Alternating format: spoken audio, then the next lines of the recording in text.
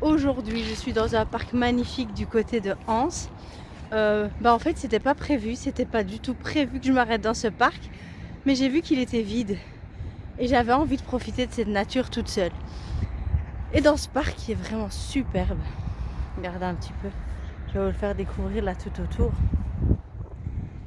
Il y a à chaque fois des plaques différentes qui veulent dire des choses différentes.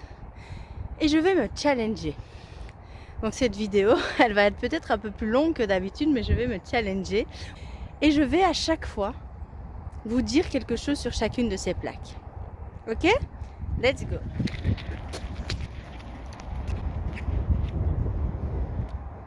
Alors je ne vais pas vous parler de tous les philosophes du monde bien sûr, mais le premier qui me vient en tête, et n'oubliez pas que je suis en train de faire cette vidéo en totale improvisation, c'est Platon. Ah, le grand Platon et le mythe de la caverne. Étant plus jeune justement pour un tournoi d'éloquence, alors que je ne savais pas du tout qui était Platon ni quel était ce mythe de la caverne, on m'a donné cette phrase et on m'a dit tu as 4 heures pour préparer un texte. Et cette phrase je ne l'oublierai jamais, même des années et des années après. L'enfant qui a peur du noir est excusable, l'adulte qui a peur de la lumière ne l'est pas. Et bien justement, c'est en cela que réside le mythe de la caverne de Platon. Nous, adultes, on est trop souvent enfermés dans des cavernes. Des années après, j'appelle ça maintenant la zone de confort. Et on ne veut pas sortir de cette caverne parce qu'on a peur et parce qu'on ne sait pas ce qu'on va trouver au-delà de cette zone de confort. L'enfant, lui, il est excusable, c'est normal, il n'avance pas à pas dans la vie, il n'a pas beaucoup de références à part ses parents et quelques amis à qui il doit faire entièrement confiance. Et donc il est excusable d'avoir peur du noir, cet enfant. Mais toi, adulte qu'on traite de sage justement et d'être de raison, pourquoi tu as peur encore une fois? Là, toi, tu n'es pas du tout excusable de ne pas oser prendre des risques et de ne pas oser sortir de ta caverne et de ne pas oser sortir de ta zone de confort. Voilà bien un mot sur lequel je me suis promis il y a quelques années de ne plus jamais, au grand jamais, l'oublier. L'éthique, c'est quelque chose qui fait partie de vos valeurs. Arrivez, les amis, à définir vos valeurs. Le socle qui fait que vous êtes vous à part entière. Si tu ne connais pas tes valeurs, si tu n'as pas un minimum d'éthique, de conscience, que ce soit professionnellement parlant, que ce soit dans tes relations amicales, dans tes relations affectives, si tu n'as pas un minimum de confiance et de conscience et d'éthique et de valeurs, comment tu vas t'imposer dans cette société? Et comment tu vas imposer tes limites? Si tu n'as pas ça, tout le monde pourra franchir n'importe quelle limite et tu ne seras qu'une marionnette, comme ça, dans un théâtre, qu'un pantin de bois viendra à chaque fois moduler et faire jouer à ta place. On touche au nerf de la guerre. Qu'on le veuille ou non, et je n'arrête pas de le dire, toute chose, tout acte que vous posez dans la vie, et même jusque le choix de ton travail ou le choix de ton existence, tu le feras toujours sur base de tes sentiments. Les sentiments sont des émotions, mes amis. Vous ne prendrez toujours que des décisions sur base de vos sentiments et de vos émotions. Et donc là, si je peux faire les 20 secondes de conseil, c'est un conseil précieux qui m'a été donné par mon propre coach et que j'enseigne à tout qui veut bien l'entendre. Pas de bonne décision si vous n'avez pas une bonne émotion. Donc si vous êtes en colère, si vous êtes fâché, si vous êtes énervé, si vous êtes épuisé, et encore plus contre quelqu'un, soyez un peu sage et dites stop. Ne prenez pas de décision directement à feu brûlant comme ça. Parce que même pas une heure après, vous allez le regretter. Le nombre de fois qu'on s'est disputé avec quelqu'un, qu'on a eu des mots, qu'on a dit des choses choc, et même pas 10 minutes après, quand la personne elle est partie, on s'est dit oh là là, qu'est-ce que j'ai dit? Pas de bonnes décisions sans bonnes émotions. Mais quand tu es dans la vibes du positif, quand tu es dans la vibes du tout va bien, quand tu es dans la vibes que tu es plein d'énergie, C'est là que tu vas prendre tes bonnes décisions. Et c'est là qu'il faut écouter ton cœur et ta raison parfois, ou un mix de raison et de cœur. Parce que c'est là que, puisque tu n'auras plus peur, puisque tu es bardé d'énergie, tu vas savoir quoi faire. Donc pas de bonnes décisions sans bonnes émotions. Alors s'il y a bien un panneau qui m'a interpellée et que je ne m'attendais pas à trouver ici, c'est celui-là. Mais pour moi, c'est le plus important. Surtout aujourd'hui, en 2021, et là je vous prépare une vidéo spécialement pour le sujet, c'était déjà dans ma tête. Les mots sont importants, mes amis. Les mots sont les passeports justement de vos sentiments et de vos émotions et de vos pensées profondes. En 2021, un mot ne vaut quasiment plus rien dire. Et vous savez pourquoi? Parce qu'on parle en smiley. On envoie des cœurs à tout qui va. On envoie des lol à tout qui va. On like un post en guise de félicitations. Les mots ont du sens, mes amis. Mais si de nouveau tu ne sais pas qui tu es, si tu n'as pas confiance en toi au point d'aller trouver les personnes pour leur dire les choses avec des bons mots, même si tu dois dire des choses désagréables à quelqu'un, que tu sais qu'il ne va pas aimer, dis-le lui, mais en choisissant tes mots. Et les mots sont des passeports vers la réussite, mes amis. Demain, tu veux postuler pour un emploi de tes rêves. Quel mot vas-tu employer? Demain, tu veux lui dire que tu l'aimes. Quel mot vas-tu employer? Demain, tu veux lui dire que c'est fini entre nous. Quel mot vas-tu employer? Demain, quelqu'un est décédé dans ta famille et tu dois réconforter quelqu'un. Quel mot vas-tu employer? Le problème, et je l'ai compris maintenant avec le temps, c'est que comme on n'ose plus dire les choses, on n'utilise pas les bons mots. Parce qu'on n'ose pas faire face à qu'est-ce que la personne va nous dire. Qu'est-ce qui fait sens pour toi dans ta vie? C'est le démarrage de tout. Je le dis souvent dans mes vidéos et quand on vient en coaching, c'est encore plus flagrant. Si tu ne sais pas pourquoi tu fais les choses de ta vie, tu crois vraiment que tu vas les réussir?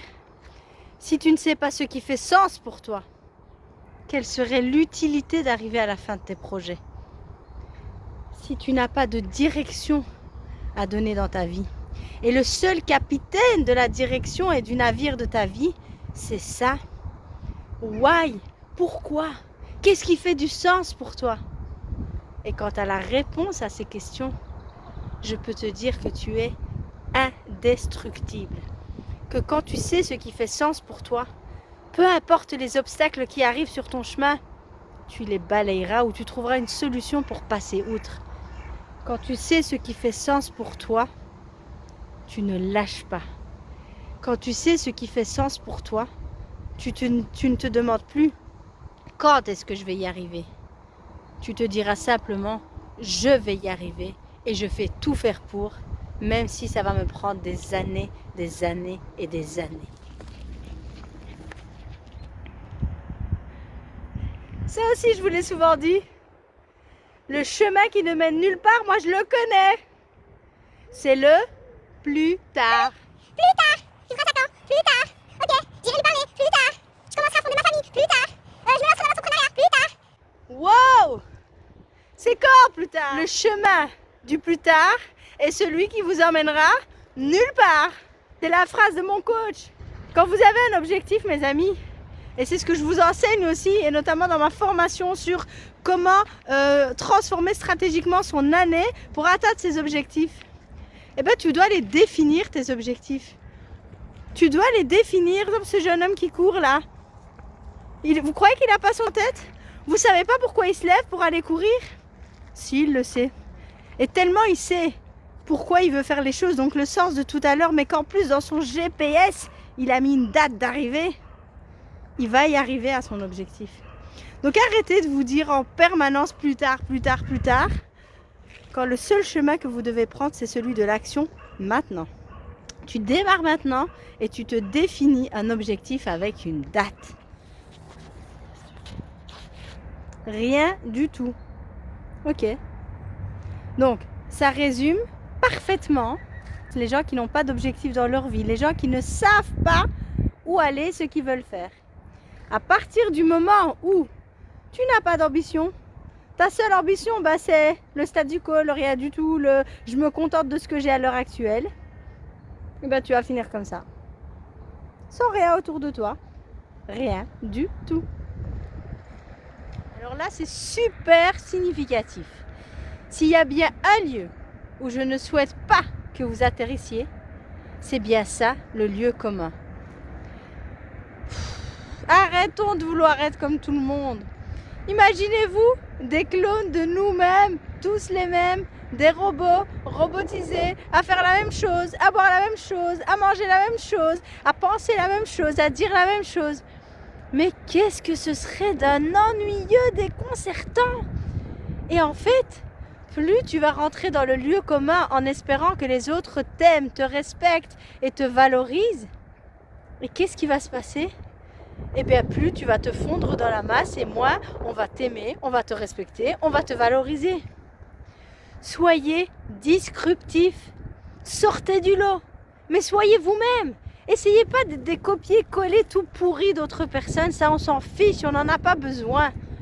Allez chercher en vous-même ce qui vous rend exceptionnel et unique, parce qu'on est tous exceptionnels et uniques.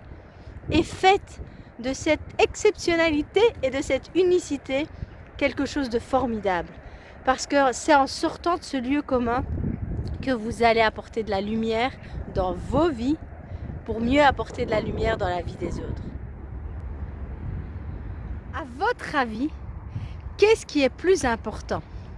La question ou la réponse? Et en tant que coach justement en développement personnel, il est vrai que j'en pose énormément de questions dans mes coachings. La question est essentielle pour se positionner. Mais en vérité, le plus important, ce n'est pas la réponse comme tout le monde pourrait le croire, mais c'est la question. Tout démarre par une question. Regarde-toi en face et ose-toi te poser les bonnes questions pour avancer dans la bonne direction. Et j'en reviens souvent parce que c'est très névralgique et ça revient beaucoup dans mes coachings quand on n'ose pas, par exemple, aller poser des questions aux personnes de peur de leurs réponses ou de peur de les perdre ou de peur de je ne sais quoi. Là aussi, que la personne t'aime ou que la personne t'envoie balader, que la personne te dise oui pour une promotion ou que la personne te dise non pour une promotion, que la personne soit d'accord avec toi ou que la personne ne soit pas d'accord avec toi, l'essentiel en fait c'est la question. Tu as osé affronter encore une fois une peur pour aller poser une question. Et dans ta vie c'est pareil. De nouveau, si tu restes dans ta zone de confort, tu te poses zéro question. Mais pour sortir de ta zone de confort, à un moment donné, il faut se positionner et se poser les bonnes questions. Là, aujourd'hui, où est-ce que j'en suis dans ma vie? Qu'est-ce que je veux faire de ma vie? Est-ce que je suis à 100% happy de ma vie? Est-ce que je fais le job que j'aime? Est-ce que je côtoie les gens que j'aime? Est-ce que j'arrive à dire non quand j'ai envie de dire non? C'est très récurrent aussi comme question ça. Donc, le tour de la question, faites-le. Mais de nouveau, et ça je le dis souvent, 20% de réflexion, 80% d'action. Ne restez pas à vous poser des questions toute votre vie, parce que sinon à un moment donné vous n'avancerez nulle part. 20% de votre temps posez-vous des questions, mais 80% agissez pour répondre vous-même à ces questions. Suleiman disait « Tu es ce que tu connais ». La connaissance, mes amis, et on confond souvent les deux termes, mais ça je vous ferai une vidéo sur le sujet. On confond confiance en soi et estime de soi. Mais si tu veux augmenter ta confiance en toi, il est là le secret. Il est juste là sous tes yeux, le puits de la connaissance. Remplis ton puits, remplis ton cerveau, remplis ta vie de connaissances. Plus tu vas connaître un sujet, plus tu vas maîtriser un sujet et plus tu te sentiras à l'aise pour parler de ce sujet et pourquoi pas pour fonder des choses autour de ce sujet. Et les seuls moments de ta vie véritablement où tu n'as pas vraiment confiance en toi, je ne parle pas d'estime de soi les amis, je parle de confiance en soi, eh bien c'est quand tu as zéro connaissance. On s'est tous trouvés bêtes dans une conversation où les gens parlaient de quelque chose dont on ne savait pas, qu'on ne connaissait pas. Et c'est là que notre niveau de confiance en nous, il fait... Et donc, si tu veux maîtriser ta confiance en toi, si tu veux du coup maîtriser ta vie, ça passe par la connaissance. Lis, lis, lis. À l'heure actuelle où on ne sait même plus le sens des mots, lisez mes amis, lisez même des choses qui vous passionnent. Je ne vous dis pas de lire des bouquins de philosophie si vous n'avez jamais lu de votre vie. Commencez par des mangas, par des BD, par je ne sais pas. Mais lisez. Et au fur et à mesure que vous allez voir qu'il y a des domaines qui vous intéressent, approfondissez vos connaissances sur le domaine en question. Tu lis, tu regardes des vidéos YouTube, tu t'inspires de mentors, tu regardes les gens autour de toi qui font ce que tu aimes. Et tu oses aller leur poser des questions. Alors le tout premier panneau de ce parc, et c'est le dernier avant que moi je quitte le parc, le sentier du sage. J'aime beaucoup, mais je rallie souvent la sagesse et la folie. Je dis souvent qu'il n'y a pas d'homme plus sage que celui qui sait être fou. Et je dis aussi, et je pense que là, vous m'avez souvent entendu le dire, la route que les fous ont construite est la route que les sages emprunteront un jour. Je vous laisse méditer sur ces paroles. Je suis absolument ravie d'avoir pu faire cette vidéo dans ce parc, de vous y avoir emmené. Je m'excuse d'avance si jamais la vidéo a été un peu longue, mais donnez-moi de la force. Si vous voulez que je continue à faire ce genre de choses, à vous faire découvrir des endroits et surtout à vous motiver, parce qu'ici c'est que de la motivation, hein. C'est pas du développement personnel, c'est de la motivation. Eh bien, vous savez ce qu'il vous reste à faire. Il y a une cloche ici. Abonnez-vous, ça me donnera énormément de force. Invitez vos amis. Ça coûte rien d'aider quelqu'un en partageant une vidéo, en likant, en allant peut-être vous abonner aussi sur Instagram ou sur Facebook. Ça coûte rien.